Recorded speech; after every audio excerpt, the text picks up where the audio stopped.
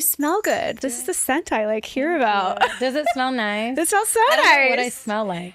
No, everyone's like, I want to smell like Huda. So you. set the stage for us, Huda. What? You've been a mom for 5 years now, right? Almost 6. Almost 6 since you were 19. I know that journey can be really isolating and lonely. I had a baby 4 months ago, my first child. So I'm a first-time mom. Oh my God, I love that for you. Tell us about your pregnancy journey. I want to hear your story. Honestly, my whole pregnancy, I feel like it was tough. Yeah. It was very tough. Like when I got pregnant, I mean, obviously I grew up in an immigrant household, very religious, not supposed to, do any of those type of things, that you got to do to have kids. Yeah. But, I did, and I had to basically man up and tell my mom at some point. I waited a while to tell her, actually. I was really scared. How far along were you? Do you remember? I think, if I can remember, I think it was almost a few months. I think it was around 12 weeks. Yeah, I can't imagine a much scarier conversation to have with your own mom when you're 19. Oh my God, I was terrified. Yeah. I was so scared because she, obviously I lived with her at the time. Yeah. So she would see me every day, but I started craving things. And I think my mom, she's a mother. She knows. She's like, extremely we'll be at the grocery store. I'm like, oh my God, I want this. I want this. And she's just like, okay, all right. Okay. And then I remember at one point my belly started getting a little bit bigger. She's like, she gave me a hug and she's like, you're getting kind of big. Stop. She's like, you're getting kind of, I was like, oh no. And at that moment, I knew I had to tell her. I had to tell her because I couldn't hide it from her. And well, yeah, in pregnancy, it just keeps happening. Yeah. So at some point you got to spill it. Yeah. And I did. And she was not the happiest, but, I remember she told me, I didn't know what to do. And I just told her, I was like, what do I do? And she just told me, she's like, don't sin twice. And that's what she told me. And I was stuck with it. And I'm glad that I had my daughter. I really am. Yeah. She's the best thing ever. She is the best thing ever. Do you have a son or a daughter? A daughter? Yeah. Oh my God, I love that. She's so cute. Here. Oh my God, I love that for you. Let me see. Look at her little hat. I know. She's so cute. I know. I'm from Laguna Beach originally. Really? And this was the first time that we brought her home to meet she had met my parents, but the first time in Laguna, and we took her to the beach, and it was so cute. She's a beach girl. She's going to be a beach girl. Yeah. I love that. Did that moment in time make your relationship with your mom closer? Yes and no. So I feel like when that moment happened, we actually were not talking. I moved out and I stayed with my friend, very dear friends. Oh my God, that's so challenging. Yeah, it was during COVID, so no one was working. Oh my God. Yeah, so it was just it was a kind of a good time to move out. Yeah. Because I didn't have to go to work or anything. So I was I just stayed with my friend the whole time, me, her, and her 2 dogs. Her husband was deployed at the time, so I just stayed with her. Yeah. And basically, I didn't speak to my mom the whole time during my pregnancy because she wasn't very happy about it. But the day I had my daughter and she met her, you know how moms are. Yeah. She melted. And that is my mom. My mom loves her to death. Yeah. I owe my mom so much. I try my best to take care of her financially, emotionally, in whatever way I can, just because she's done so much for me. Yeah. Even to this day, when I have to work, my mom helps me with so much. And, I've the goal is to buy my mom a house. I want to take care of her and repay her as much as I can. Because my mom immigrated to the US, was with my dad. He was abusive. She left, had 5 kids she raised on her own. Wow. And even though we had a hard time, everyone grows and people change and, things get better. And I feel like after, that whole pregnancy and everything, me and my mom actually got so much closer. And I feel like we have a lot more to relate on now, especially me being a single mother as well. I feel like we just relate so much more. And she loves my daughter so much. And my daughter loves her so much. We are all 3 the same, all 3 of it. Because you got to think, I'm the last child. My mom raised Mia. So I have my mom's personality. I raised my daughter, but then my mom also helps me with my daughter. Yeah. So we kind of, it's just a trifecta here. We have a very sassy trio. I can imagine. Is what I can say, sassy as heck. Tell me about your birth story. Do you think your birth story, because it's so funny. I did IVF. And wow, when we did my embryo transfer, the embryo was already like busting out of the shell, like ready to go. And she implanted like really early and was like made herself known very early. Yeah. And as a child, she has made herself known early and often. Oh my God. Do you find that your daughter's personality, like, could you start to pick up on it in pregnancy? Could you start to pick up on it like through the birth and like the early days? Yeah, she didn't give a flying fuck about whether they make their mark. She didn't care. I remember when I used to shop at Walmart, and like I was so big at the time. This girl would wedge her foot in my rib and just kick as hard as she could. And I was just like, is this how it's gonna go? Yeah. I'm like, this is what we're doing now? Okay. I was like, nodded. Cool. That's fine. Yeah, but she's a fiery kid. She's funny. They strike early and often. You co-parent, right? Yeah. Yeah. Yes. Tell me about that relationship. Like, does it work well for you guys? Yeah, actually it does. We're actually very cool, me and her dad. Like he's a great dad. Yeah. He's a great dad. And me and him are actually very, very cool. Like we split our time with her, and he's in the military, so it's a lot harder for him to be with her.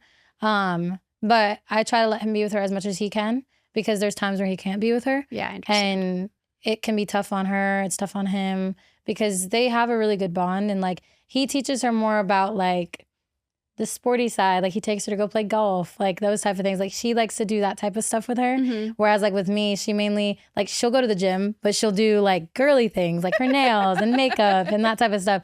But it's been good. Me and him actually have a really good co-parenting relationship.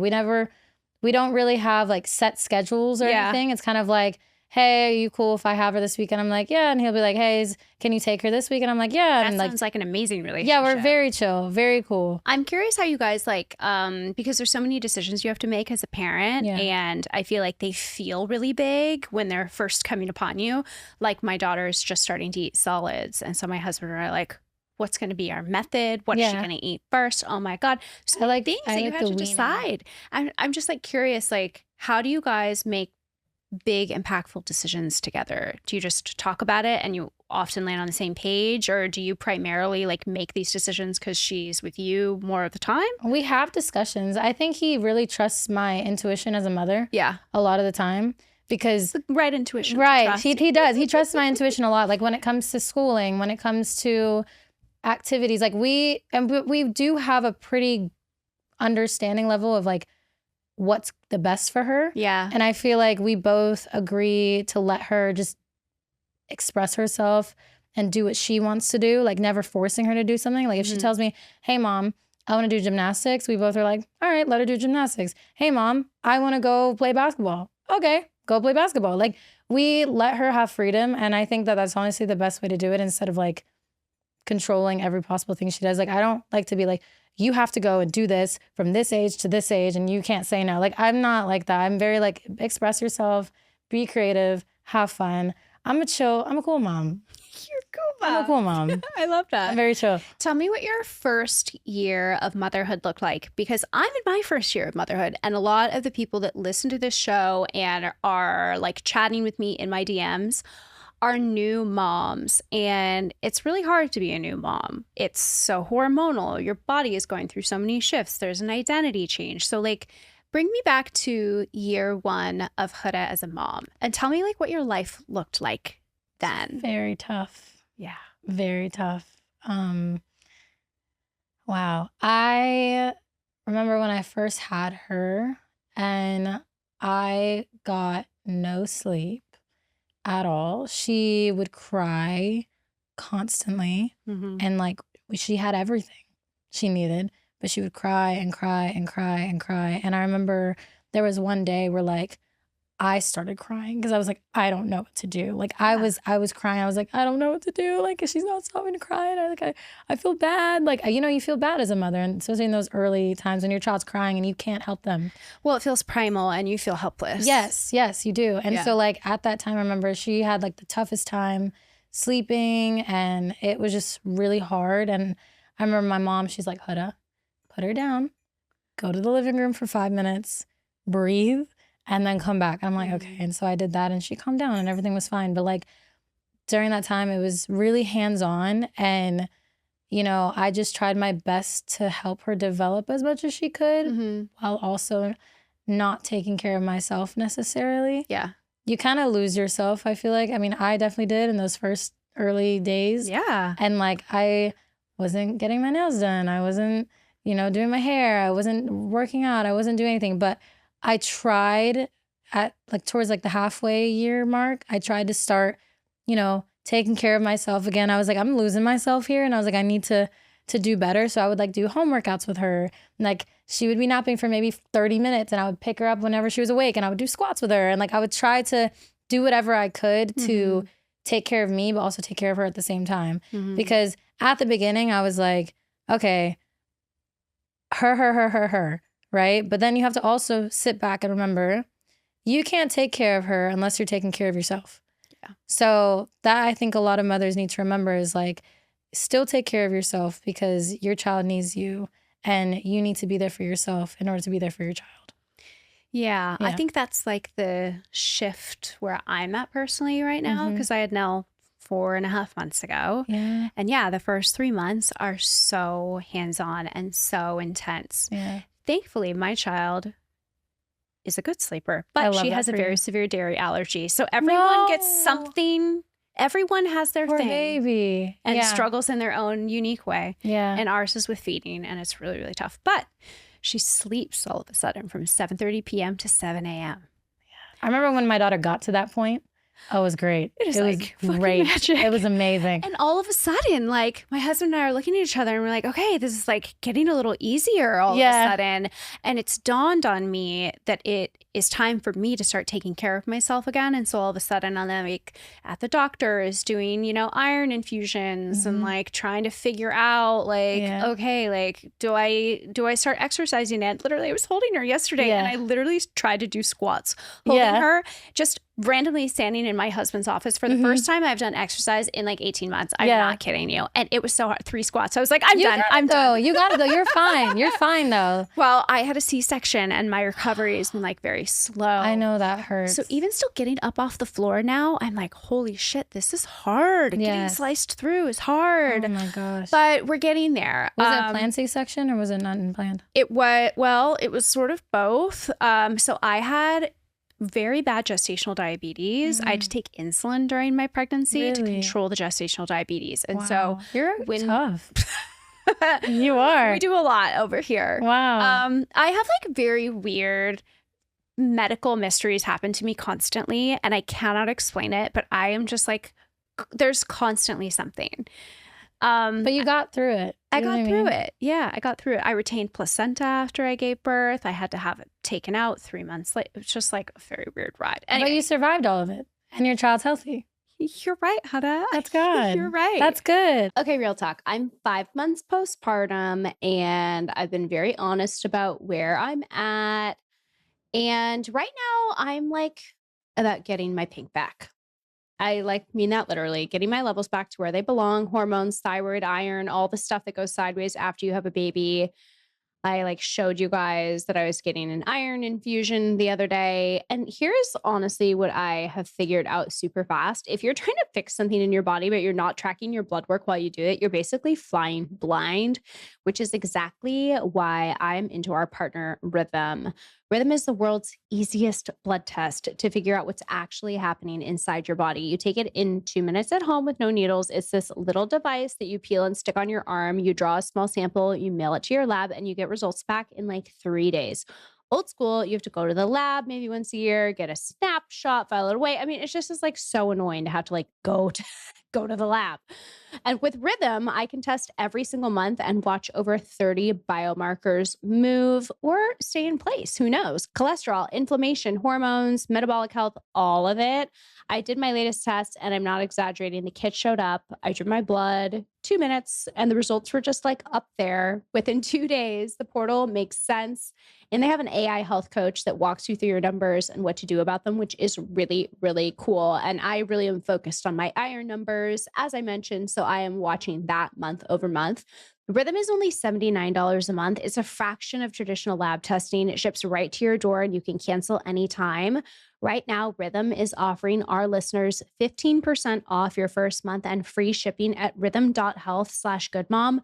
That's Rhythm with 1 H. rythm.health/goodmom for 15% off your first month and free shipping. Stop guessing, start testing. Rhythm.health/goodmom.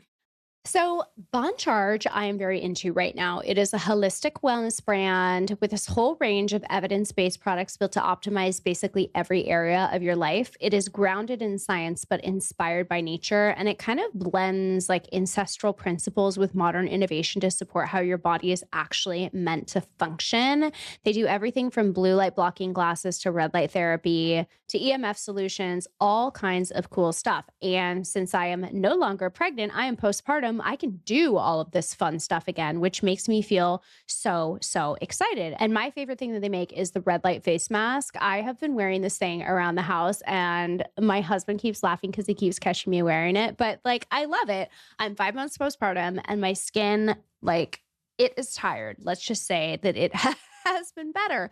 But that's the reality of postpartum. That is the season that I'm in right now. And I am all about supporting my body and basically creating a new self care routine for myself that has real science behind it.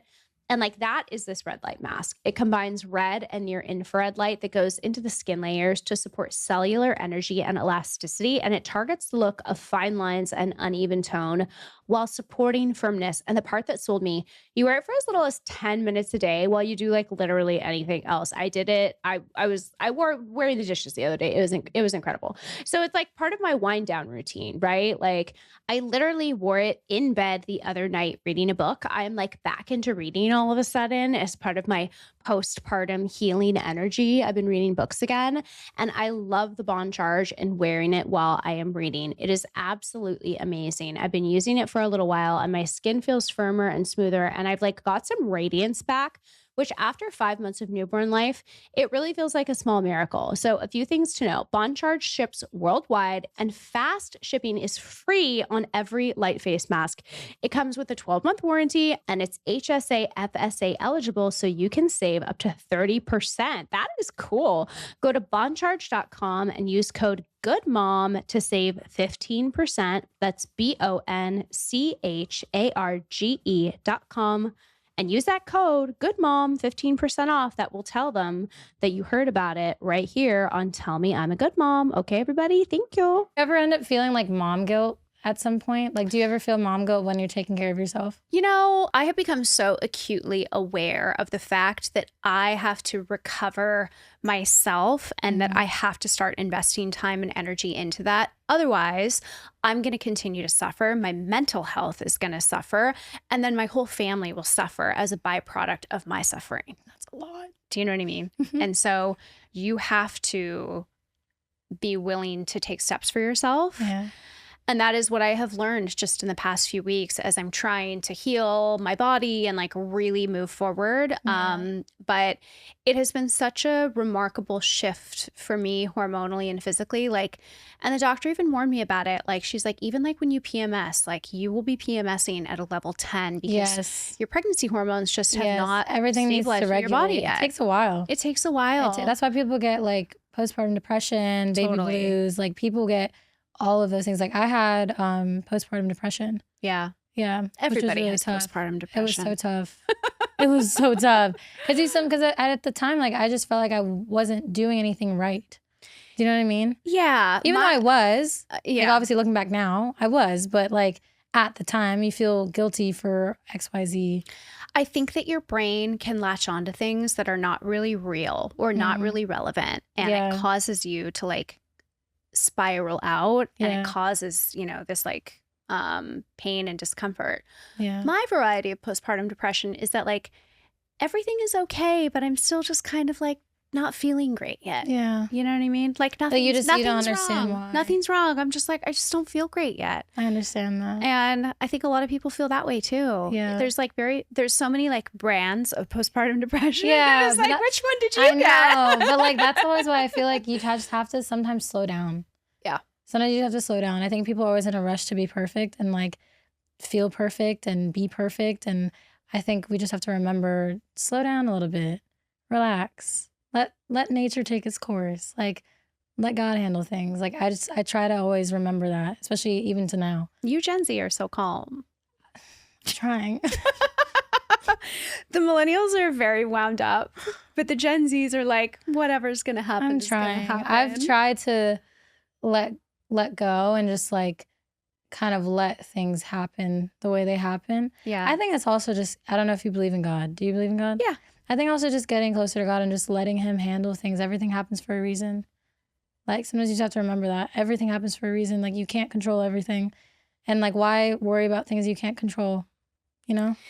Yeah, I think that's a really good perspective to have, or Yeah. a very good perspective to try to remember, Mhm. because yeah, everyone struggles with their own things, Yeah. but that's a nice ideology or a good motto, or I don't know. It's helped me get through a lot of things. I can't come up with the right word. Yeah. I want to hear all about Love Island, but we don't have like a lot of time. Okay.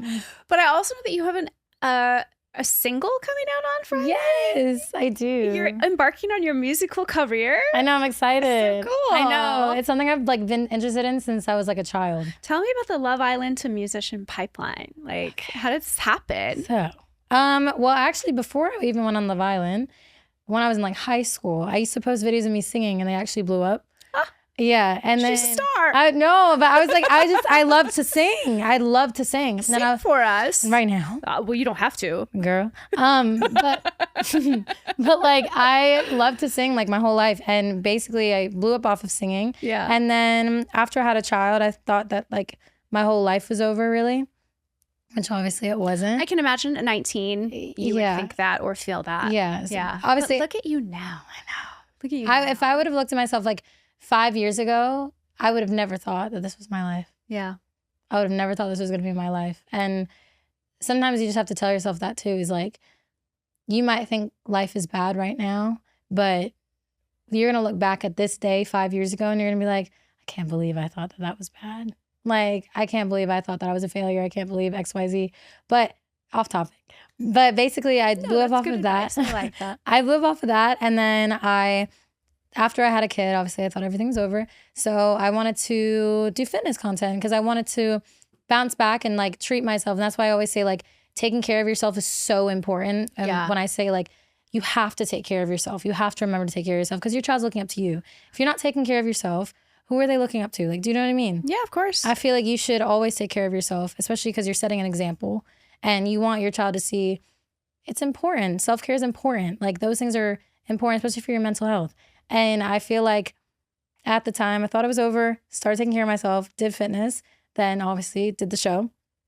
After the show, life happened and I always knew that I was interested in music. I didn't know that it was going to be still possible for me until the opportunities happened. And obviously I met so many amazing people in the industry. I've worked with so many amazing people and now it's the time. That's great. Congratulations. Thank you. What's the new single called? Bad Girls. Oh, okay. Yes. I feel like it's really what it just takes to be a woman. Yeah. Like, I feel like I really wanted people to feel confident. I wanted people to feel empowered. I love that. I like uplifting. Yes. I wanted it to be like a bad bitch anthem. Like I wanted girls to listen to it and be like, yeah, I'm that girl. Okay. Like, I can't wait to hear. Fuck the haters. Like I'm that girl. Like that's kind of the vibe I wanted to give with this new single. Okay. I like that. It can be my anthem for the summer. I love that. Okay, let's do the group chat. So community members, listeners of the show, send in their questions. Okay. And the questions today are sort of in this like I'm doing it alone category. And we have some very good questions. So let me pull up my email because I forgot to print out my paper. Normally I print out my paper, but I didn't have time today. You're okay. Anyway, okay. So this is a good one. This one is about resentment in partnership. Ooh. So my husband leaves for work every morning and I'm with the baby all day. And by the time he walks back through the door, I am so resentful I can barely look at him.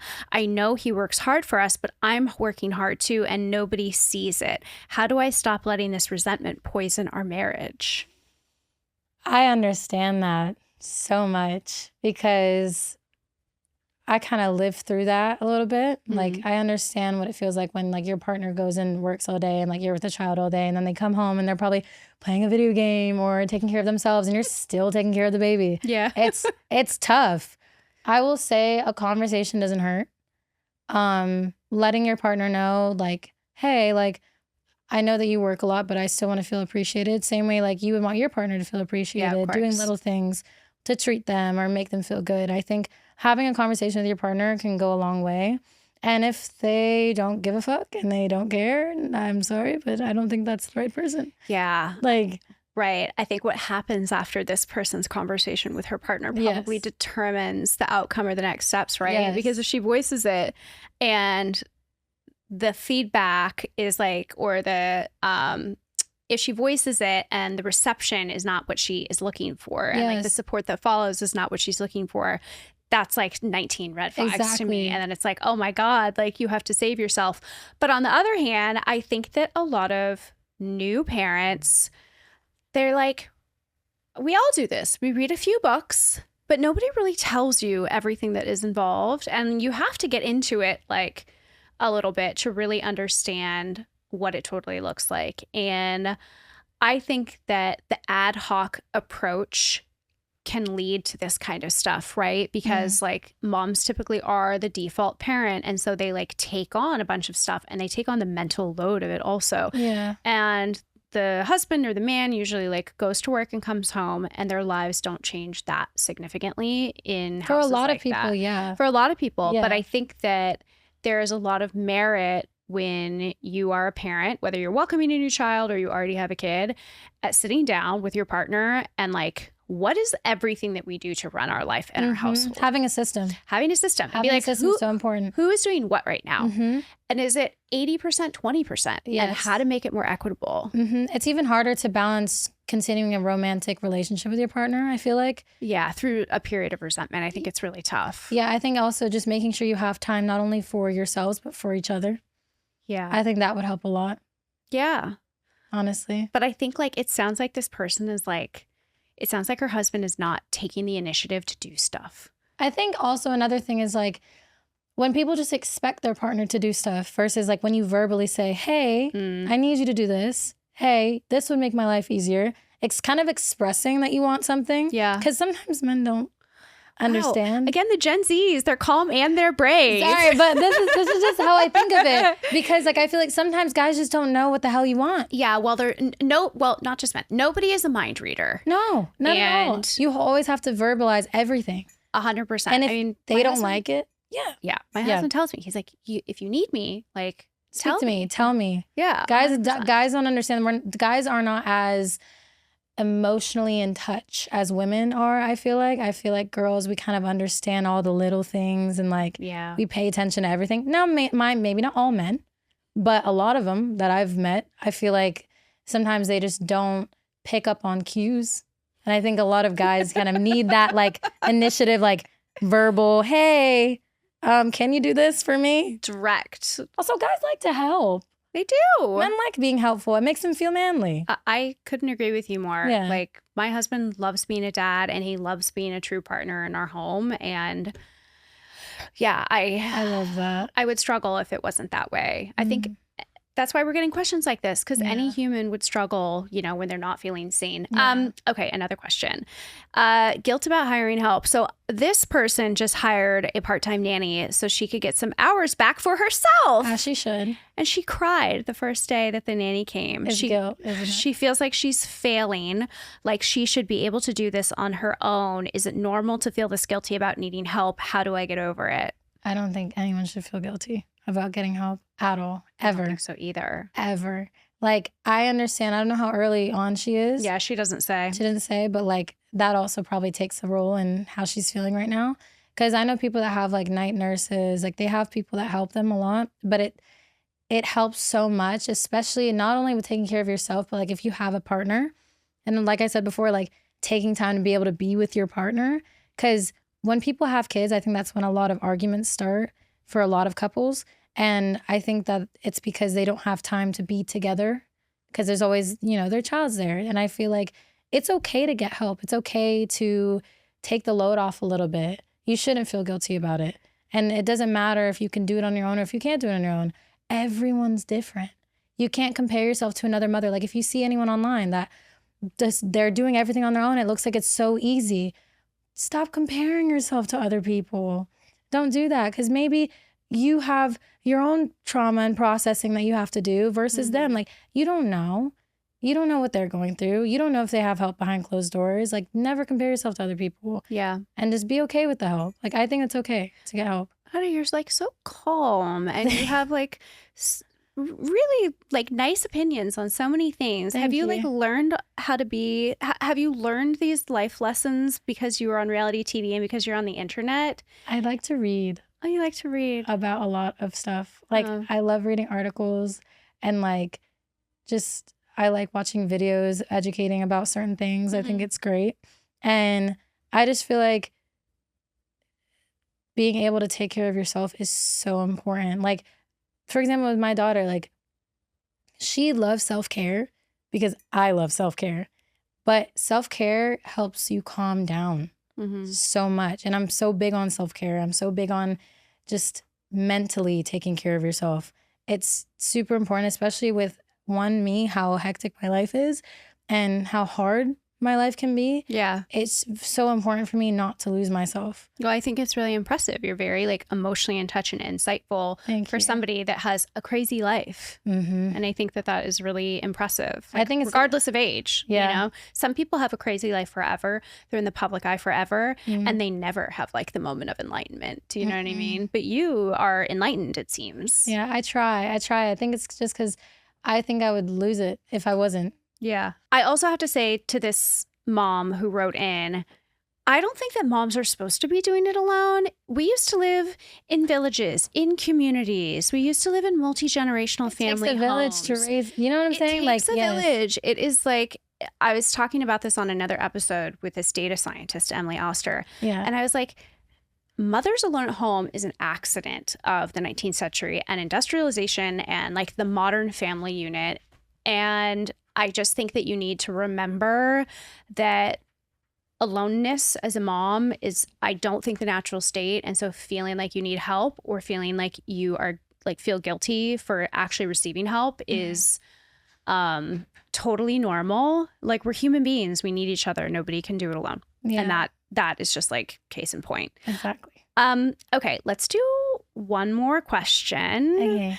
This one is about dating. Okay. So our group chat member says, I'm a single mom to a 2-year-old, and she's finally feeling ready to start dating again, but she doesn't have any idea how to begin.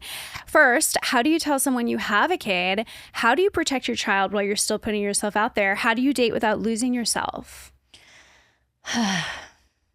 I feel like I've been through trial and error with dating. Yeah. And I've kind of like tried every possible way to date, waiting to tell someone, telling someone right away. At the end of the day, and what I've learned is that just be honest. Just tell them everything. Yeah. Like, be straight up. If that's your person, that's your person. If they're not your person, they're not your person. So like now, obviously, like, I'm straight up. I'm a mother. Yeah. Like, just be honest. Just be straight up. I'm a mother. Is that okay? I don't really care if it's okay or not, but of the meme. I'm a mommy. Like, do you know what I mean? Like, I just feel like at some point I've just learned that it's just easier to just be upfront. Yeah. It's easier to just be upfront and be honest. Like, and that's growth in my own self. Like, sometimes you just have to accept, you have to be okay with no. Like, you have to be okay with the fact if someone is not okay with it. Yeah. And just be like, okay. And that's it. That wasn't your person. That's fine. And then even just dating in general, like, don't feel guilty about going on a date. You deserve to find love too. Everyone deserves to find love. Everyone deserves to find love. And I think that when you're dating, you have to decide or like know what are your dating goals, right? Are you just dating to put yourself back out there? Are you dating because you want to get married? And you have to be honest with the people that you're dating about that also. Not just the fact that like, hey, I have a kid. You need to be honest about what it is that you're seeking. Because I think people, especially in this like dating environment where it can feel so transactional with dating apps and stuff, you go out with so many people. And I think that being honest about what you're looking for actually sets you apart. Versus being like wishy-washy and like, you know, accepting energy that feels like, you know, it's not that serious. I like intentional. I like intentional. I hate when people beat around the bush. I think intentional is really important. And as an almost 40-year-old, I can tell you that I think at this age, because this person doesn't tell us how old she is, but I think if you are a little bit older, I think if you're in your 30s and you have a kid, like nobody bats an eye if you're dating and you have a kid at this point in time. Do you know what I mean? I'm guessing just from the question, I feel like they probably are younger. Yeah. But honestly, like if you just need a time to go out, go out. Yeah. Like, who cares? Like, do you know what I mean? Like, you're single. Go. Like, it's okay if you have a kid. This is what goes back to take care of yourself. Have fun. Your life is not over. This is the theme of the show. Yeah, but it's like your life's not over. Like, you can still have fun. Like me, I already know people, like, they don't know anything about my personal life when it comes to my child because I choose to not share things about my child.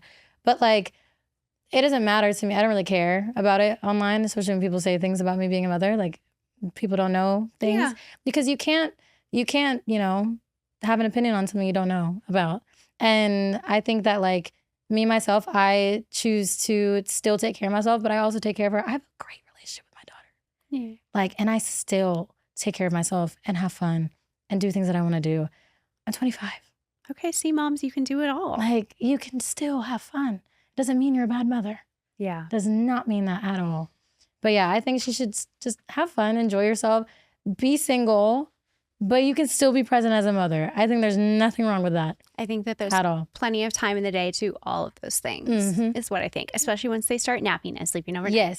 Yes. You should still be able to take care of yourself. Even if you want a night in, do a face mask. Yeah, 100%. Well, this has been a delight. You smell so good. Thank you. I loved having you. Thank you so much for coming on the show. Here. And congrats on the single release and an album to follow, I assume, yes? Not yet. Okay, but a single first. Okay. Sooner rather than later, hopefully. Well, congratulations. Thank you. I appreciate it.